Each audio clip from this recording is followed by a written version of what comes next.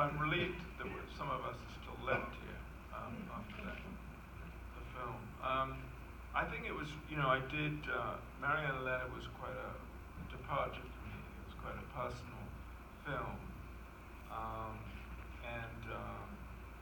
I think, one of the things I enjoyed in making that film was I felt that the audiences very much identified with their own lives, their own love stories, I guess, their own relationships. And it's that sort of reaction encouraged me to try and do something, with my own family. And I guess you never really know whether something that you're doing is so particular that it's going to translate and mean something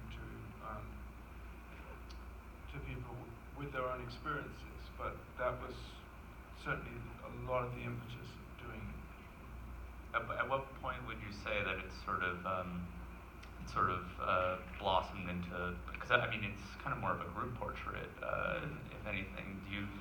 Are you able to sort of pinpoint when it started to assume that form? Well, the director at the V&A wanted the exhibition to be a sort of Broomfield on Broomfield. I think he wanted it to be more than just a exhibition of industrial photography. It would also be about, I guess, the rise and fall of industry and what some of those communities are like now, and also to sort of probably get my take on my father and our relationship and that sort of thing. And I was pretty reluctant to sort of do that really until after making Marianne Leonard.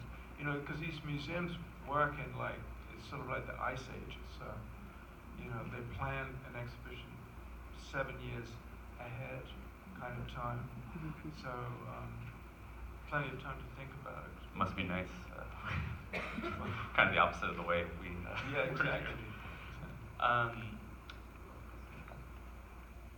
Okay, yeah, and another sort of salient difference, I think, with this film versus a lot of your other work is there's almost a shift in intent, if you will. So, so much of your work is about you going somewhere, finding some situation, you introduce yourself to the situation changes, and you sort of document that. But this is much more of this film is past tense.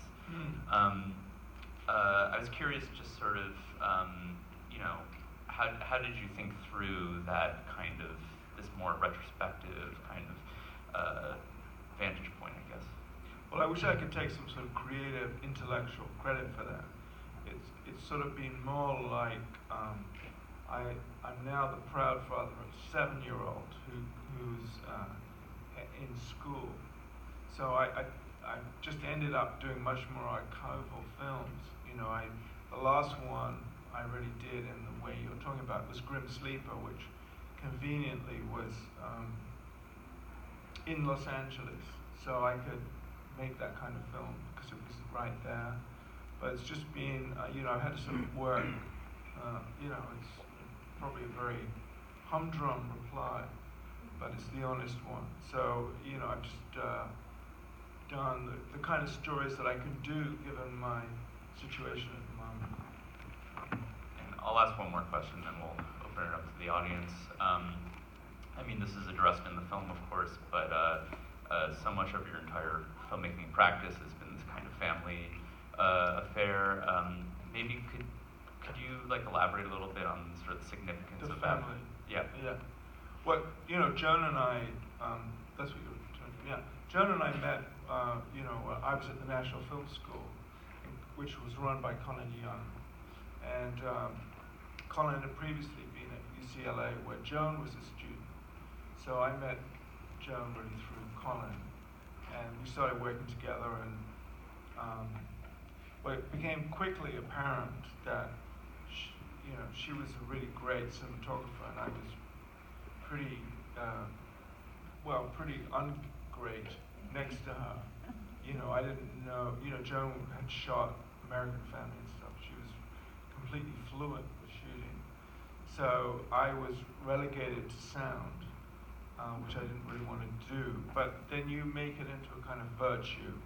You know, it means you can interview people easier, and also you can prance around in front of the camera if you want to.